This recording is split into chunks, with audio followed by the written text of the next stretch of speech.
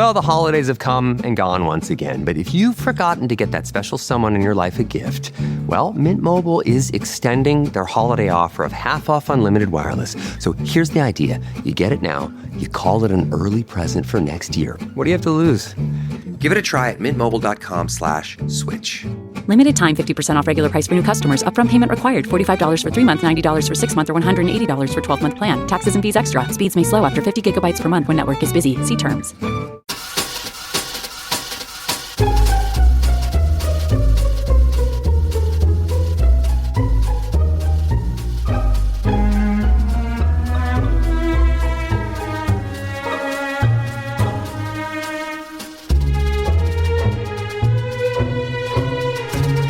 Welcome to the Going to Killing City podcast, a historical look at murder in Kansas City.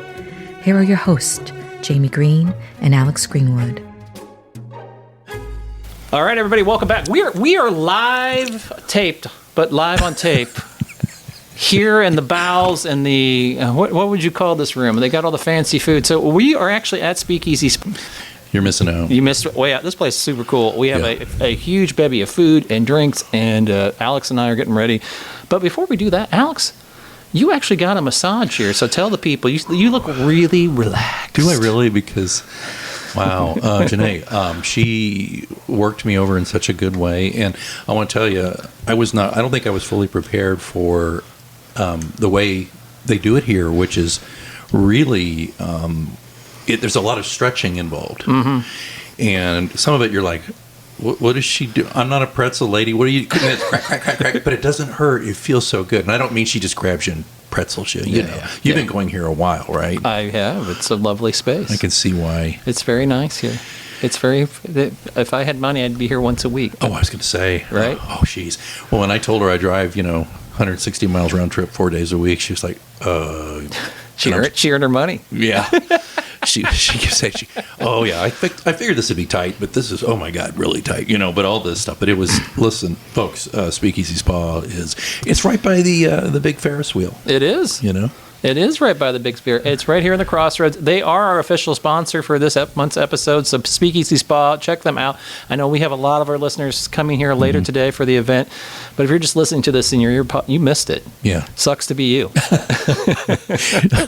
I mean, we're going to have snackies and we're going to make drinks. Jamie and I are going to make drinks and then tell some stories and just answer some questions. And then just kind of have a social hour. That's exactly right. Which is, thank you for that. I was looking at the run of show and I was like, are we just going to have any time to chit chat with folks? Most of the time. I love it.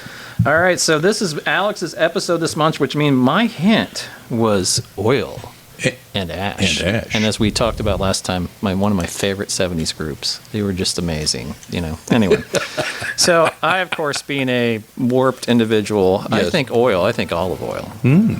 I think ash. I think volcano. Mm-hmm. So this month's killer cocktail, Mount Vesuvius. Mount who? Mount Vesuvius. Oh, yes. Everybody but Pompeii people will like this drink. All right. 2 ounces of mezcal. Mm-hmm.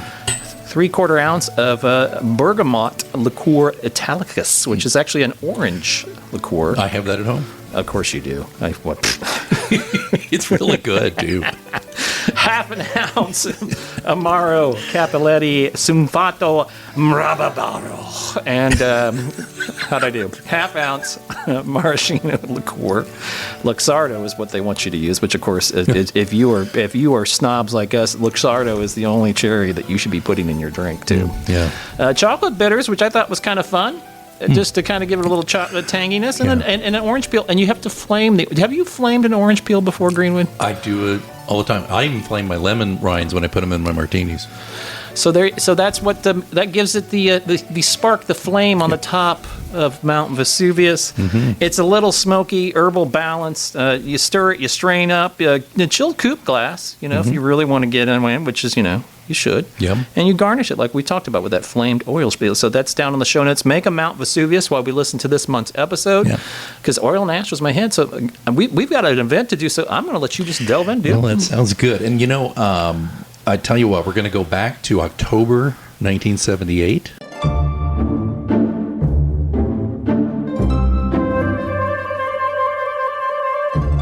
Okay.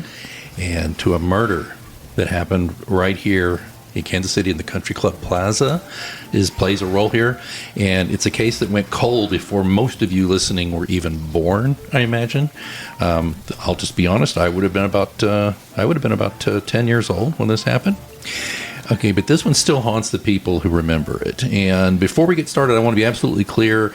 The story I'm about to tell you comes from exceptional investigative reporting by Allie Johnson, published in The Pitch on July 29, 2004.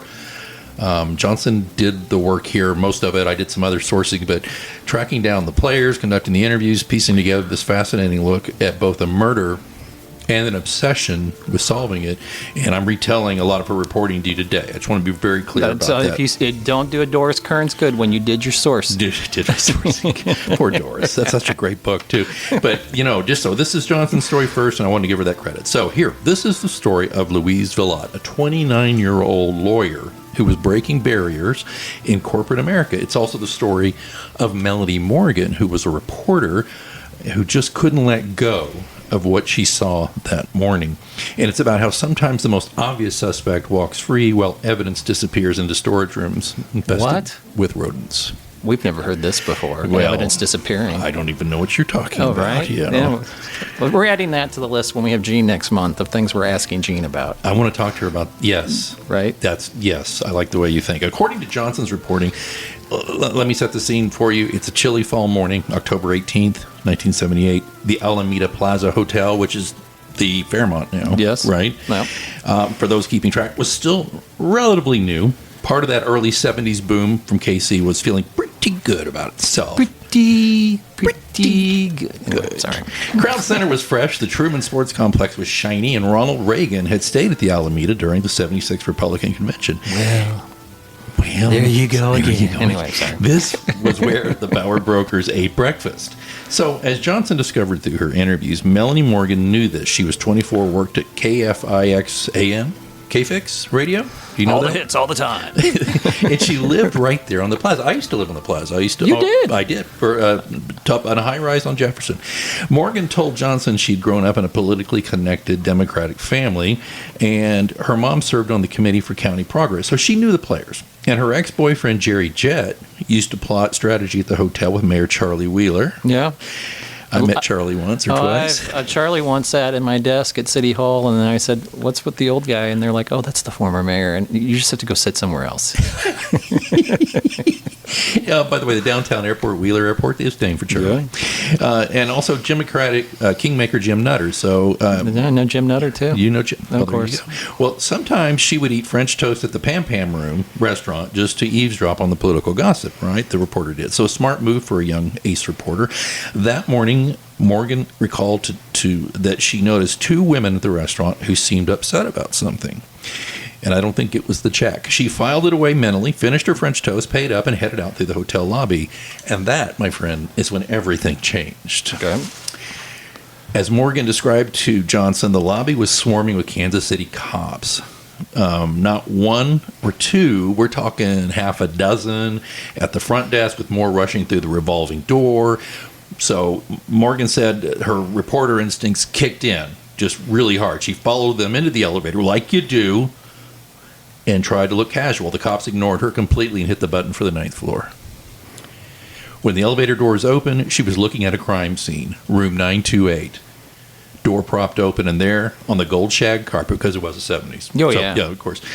It was gold. Lay a young woman's body.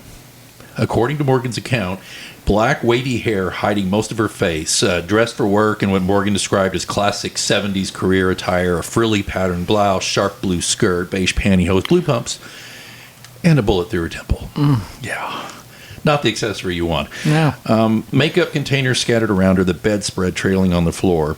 So Morgan says she watched the detectives work, taking mental notes, knowing she had to get out before Lloyd DeGraffenreid Jr., the homicide commander, who famously hated reporters, spotted her. She also heard that Charles Gray, WDAF's news director, was on his way. That's Fox 4. Yeah. Fox 4 television. Gray's nickname was Blood and Guts. Lovely. Which tells you everything about local crime reporting in the 70s. Nothing has changed. Yeah.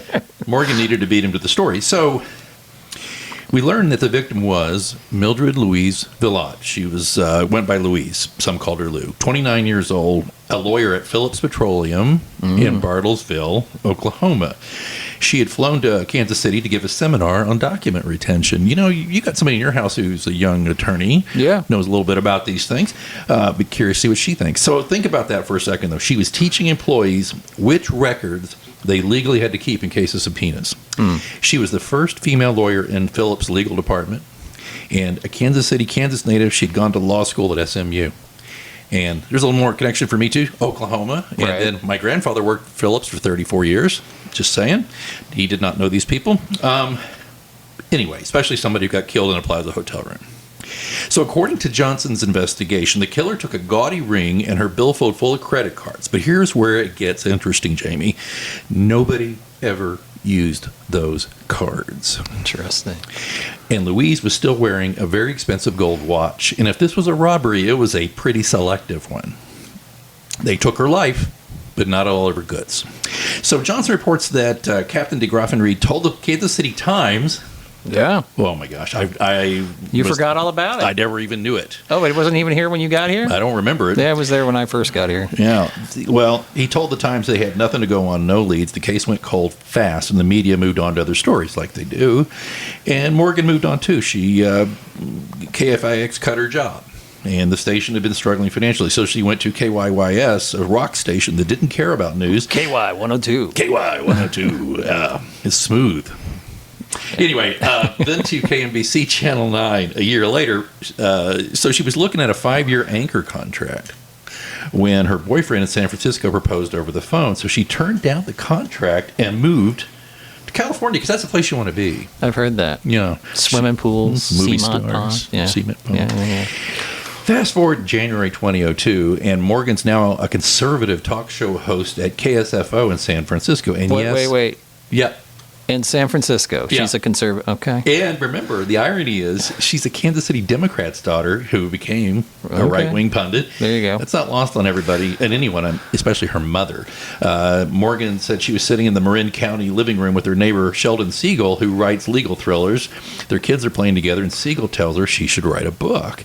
And she said that Siegel said, "You have a lot of stories," and Morgan had covered some serious stuff. The Marine barracks bombing in Beirut, Mexico City earthquake, Tiananmen Square. But the first thing that popped into her head, This murder, Louise Villot's murder. Morgan said that Siegel encouraged her to check what happened with the case. So she figured it was solved years ago, right? Sure. But she called the KCPD. She got a shock. Really? She hasn't listened to our podcast, clearly. She had not. No, clearly. The case was still open 24 years later. Nobody had been charged. So Morgan wasn't the only journalist who couldn't let this go. John Wiley, a former KC Star reporter who covered Phillips Petroleum, had spent 6 months in 1980 trying to solve it at the request of Louise's mother, Marguerite Wolf. Wiley told Johnson he promised Wolf he'd solve it, a promise he still regrets. Wiley had written a big piece for the Star on the 2-year anniversary, laying out possible motives, the unlikely robbery, a love triangle, corporate malfeasance. He revealed that Louise's husband, Bill Villot, had sued the Alameda Plaza for $8.6 million for inadequate security, later settling for an undisclosed amount. Bill had collected almost $250,000 in life insurance, and he admitted to an affair with Janie Self, whom he married soon after Louise's death. But there were complications. One of Louise's supervisors told Wiley she'd twice mentioned working on a top-secret internal probe at Phillips, possibly involving high-level bribery. Other coworkers doubted this was true. So, when she called Wiley in 2002, Morgan left a voicemail mentioning Louise Villot, and he called back immediately. They decided to work together. Wiley was good with documents and court records, and Morgan could get people to open up in interviews. So, in April, Morgan and Wiley met with Captain Randy Hopkins and Sergeant Barbara Eckert from KCPD Homicide. The cops seemed excited. They were forming a cold case squad, and solving this would be a great start. So by June, they all went to dinner at the Hereford House. Before it burned down, I guess? Yeah. Yeah. I was so sad. as a vegan. As a vegan, I'm sure you love those dinner rolls, I'm sure. Oh, we don't have time to talk about all my terrible times at the Hereford House on work meetings. It's like, can I have the salad? No, we put lard in that. How about a soda? There's lard in that. So I'm just sitting there drinking water, hoping there's no lard in it. I mean, it's not a joke. There really is. They larded meat in the everything. salad. It's amazing. It's terrible. Anyway. Okay, so anyway, they're at the Hereford House, and Eckert, Morgan, Wiley, Morgan's mother, Romaine, and William Schweitzer, a former detective who worked the original case. And after steak Yeah. and lard, There you go. they went to police headquarters and stayed till 1 a.m. going through the old homicide log. So then came the bad news. Phone records, flight manifests, bank records, all destroyed by mistake in the mid-90s. Wow. We should have a drinking game. I was going to say, let's cue Jamie's exasperation. Did you get my sigh? I totally got your sigh. Jesus Christ. So the Star later reported that a homicide sergeant had inexplicably destroyed documents in at least 8 cases. As an internal audit called KCPD's evidence storage leaky and rodent infested. Lovely. Yeah. Most of the physical evidence was gone too. Louise's clothes, pubic hairs collected at the scene. So DNA later that could be used, they couldn't do anything with it. All gone. Yeah. The only evidence left was a bullet, a shell casing, and 1 fingerprint. Now, this is where they really dug into Bill a lot because the police were very interested in him from the start. So according to police records, Johnson examined, after his family told him about the murder, he delayed coming to KC for days, turning down Phillips' offer of a corporate jet ride. To see his wife's body and, yeah, interesting. He spoke to police only briefly by phone the day of the murder, then had his mother relay messages for him. Okay. When he finally showed up the afternoon before the funeral, he met with police only with his mother present, barely speaking. Well, she What is he, Anthony Hopkins? dominated the interview. Right?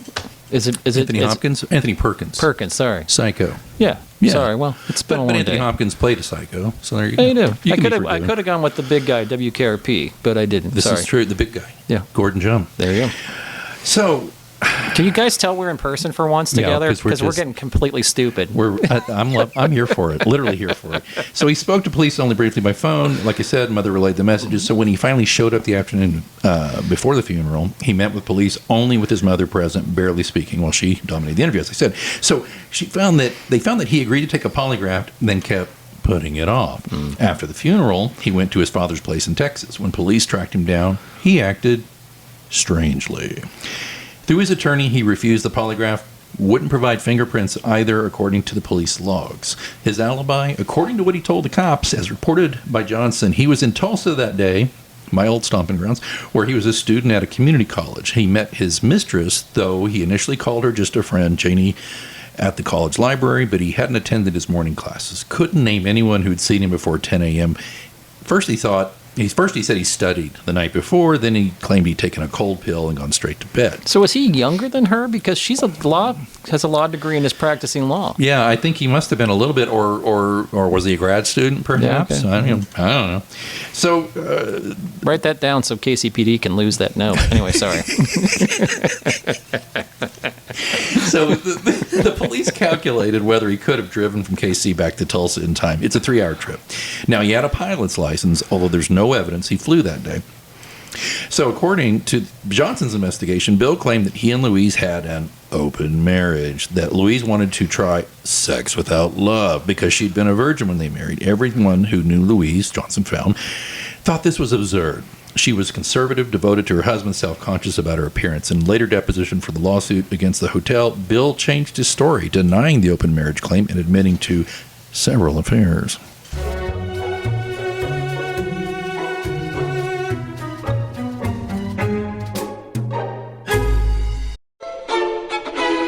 Grammy Award-winning violinist Joshua Bell returns to the San Francisco Symphony. Experience the power, precision, and passion of one of the world's great violinists. Hear Joshua Bell in Brahms' famed Violin Concerto with the Academy of St. Martin in the Fields. That's Joshua Bell, March 1st at the San Francisco Symphony. Tickets at sfsymphony.org. Here's another piece Johnson uncovered in her reporting. Hotel switchboard operator Colleen Broughton picked Bill's voice out of an audio lineup. I didn't even know they had those such I things. was just going to say, did you know that? No. As the man who called asking for Louise's room just before the murder. So So, Morgan became obsessed with finding the missing ring, that gaudy gold band Bill had chosen as a setting for 7 of his diamonds as a 1977 Christmas present. Louise's secretary called it grotesque, so massive and ugly that the manufacturer hadn't made many. Morgan's mother tracked down the manufacturer. They shipped no more than 5 such bands to Oklahoma jewelers. It kind of fits that it's Oklahoma. Oh, totally. I'm just saying. A jeweler could positively identify it if they found it. So, in July 2002, Morgan told Sergeant Eckert that a source claimed to have seen Janie Self wearing a similar ring shortly after the murder. Oh, my God. How idiotic. I mean, Can they be that dumb? What is the theme of the show?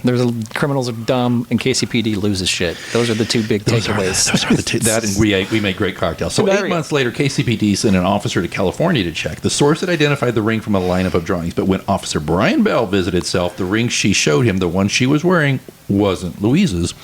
As far as Morgan knew, Johnson reports he didn't ask to examine any other jewelry. Eckert told Johnson there was nothing more they could do. Too much time had passed for a search warrant. So Morgan kept digging. She contacted everyone she could find who worked as a secretary at Phillips in the late 70s, flying to Bartlesville to meet them.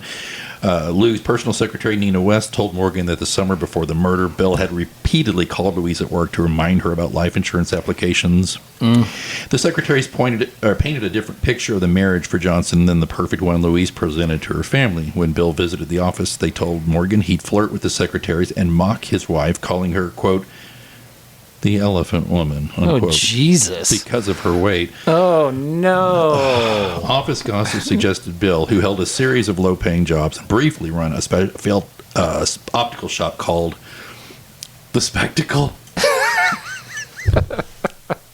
I shouldn't laugh. And married. I heard it was a real grind being an optician.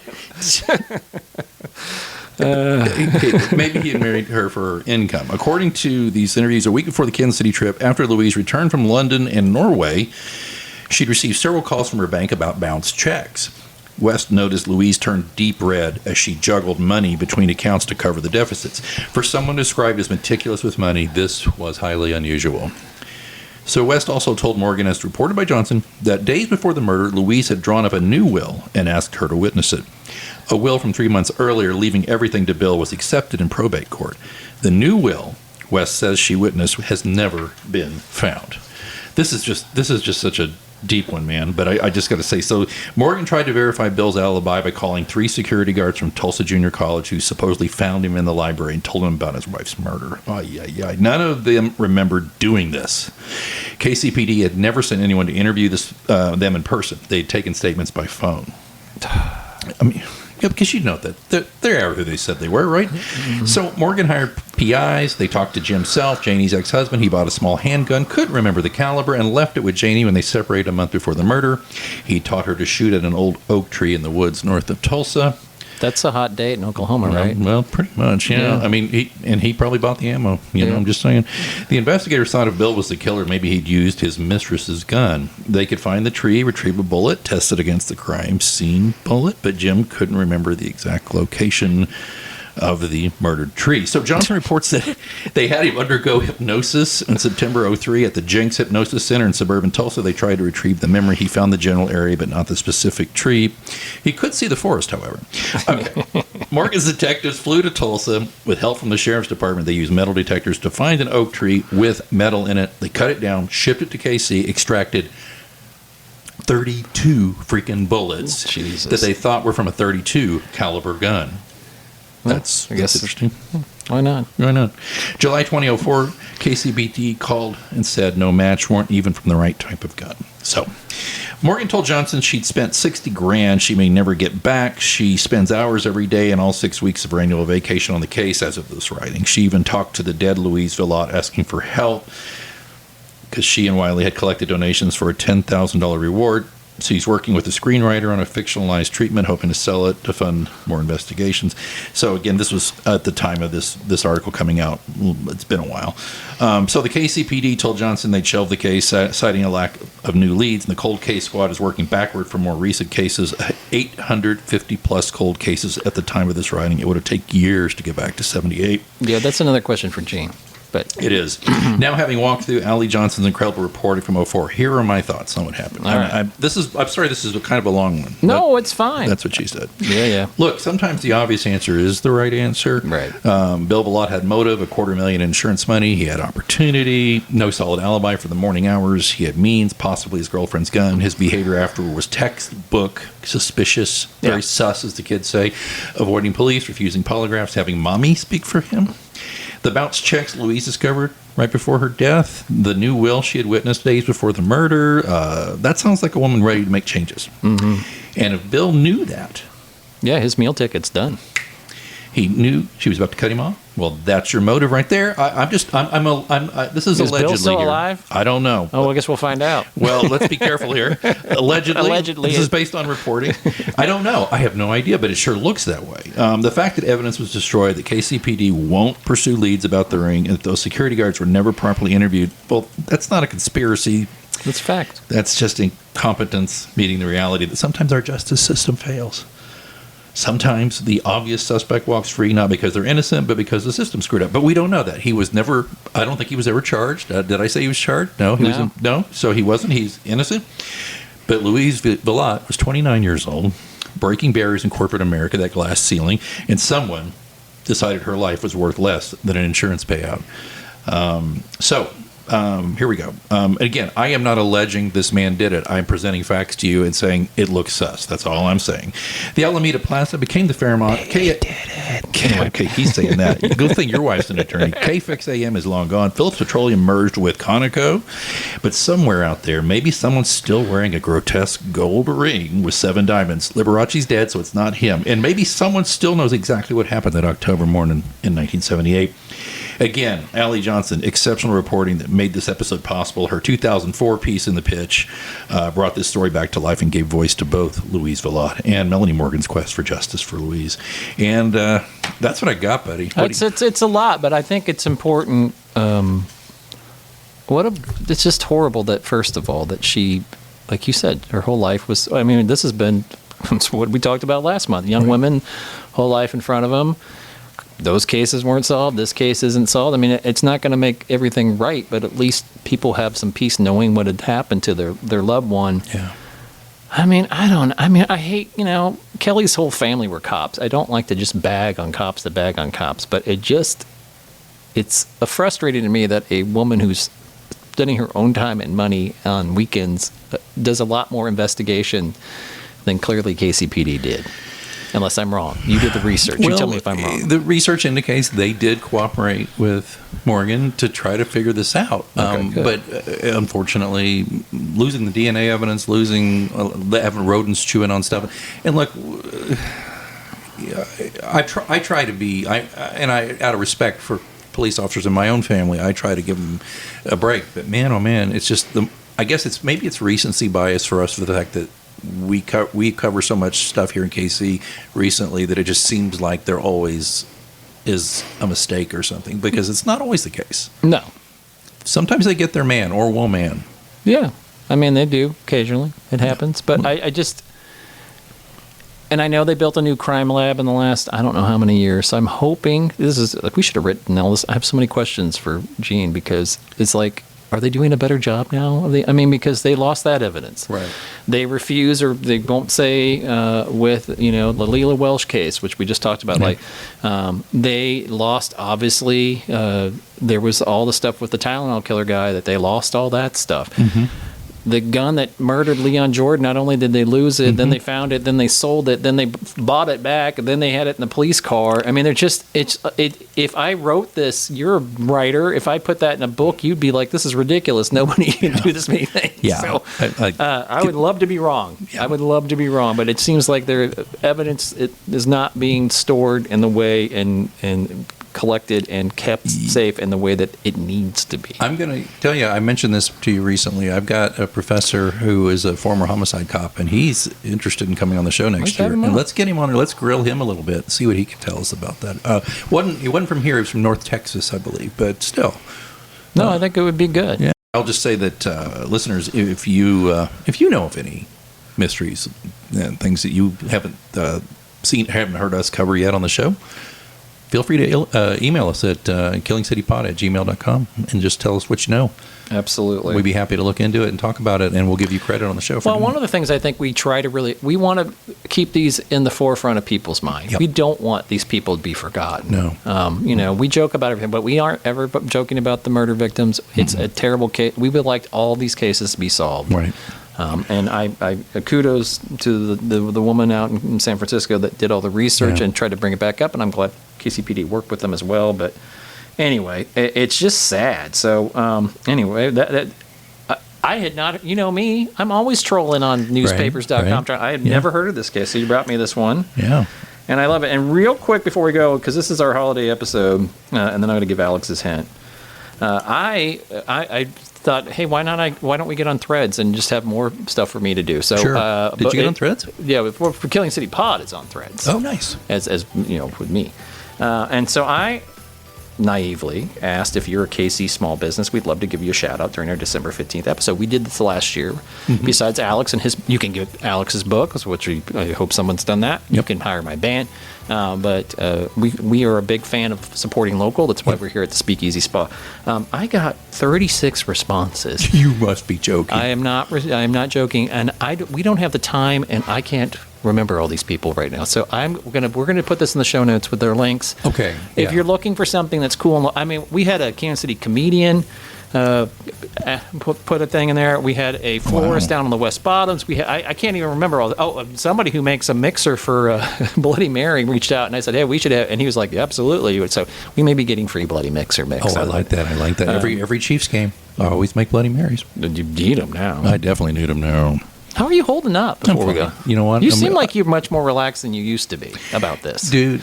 I got everything I ever wanted from the Chiefs. You sure did. And I'm not greedy.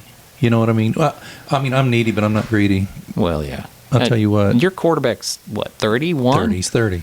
30. You can rebuild. It's time to rebuild. Oh, I will say this. Here's a little bit of hubris for you. We will definitely be back. Well, you need to rebuild because he's going to be around. Quarterbacks last forever now.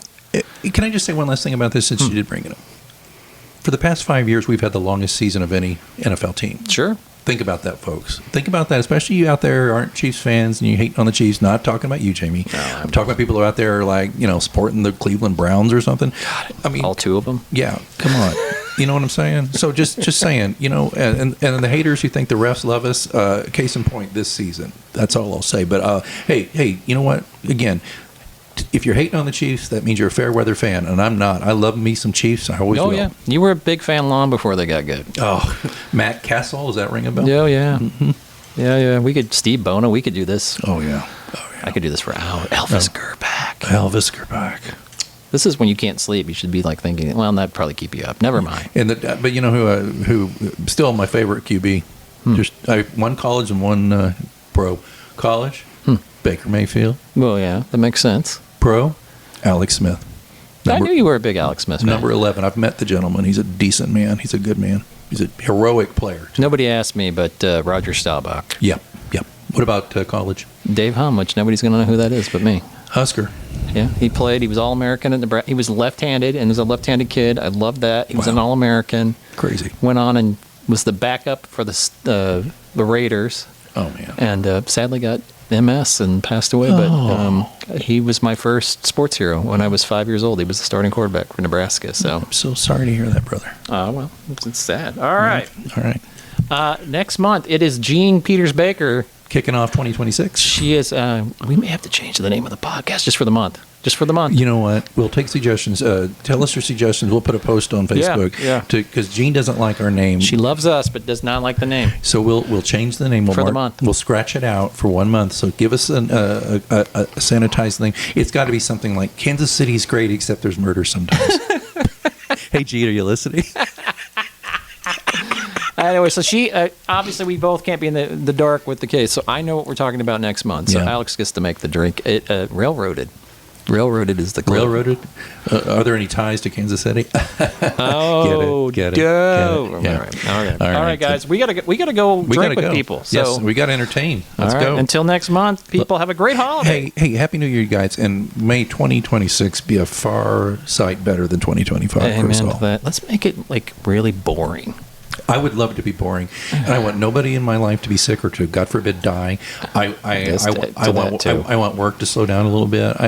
And then my daughter's going to turn 18 next year, and I'm having a hard time with it. Just telling you, okay, I know we got to go. No, it's fine, but I know. I'm so glad I had sons. Yeah, right. I don't know how you do it, dude. Well, yeah. I don't know. Because I grew up with 3 older sisters. I saw all the schmoes that walked in on dates and stuff. I don't know how you do it. I can't even. All right. Well, on that happy note, Happy New Year, brother. You too. All right. Bye-bye. Bye.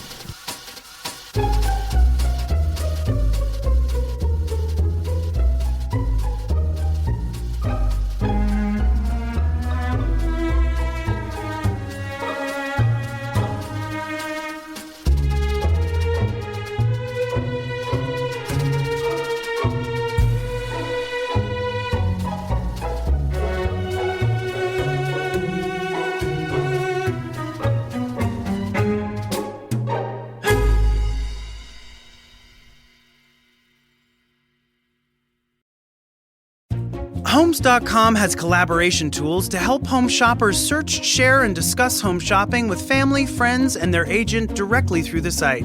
Though it was fun to get that email from your husband about that 3-bedroom in the hills, to which you replied via text that you would never live in the hills and you'd like to find a 3-bedroom closer to the beach. To which he replied, "Why are you so uncompromising?" A fun way to spend an afternoon, but we think it's just a tad bit easier our way. Homes.com. Ding dong. We've done your homework.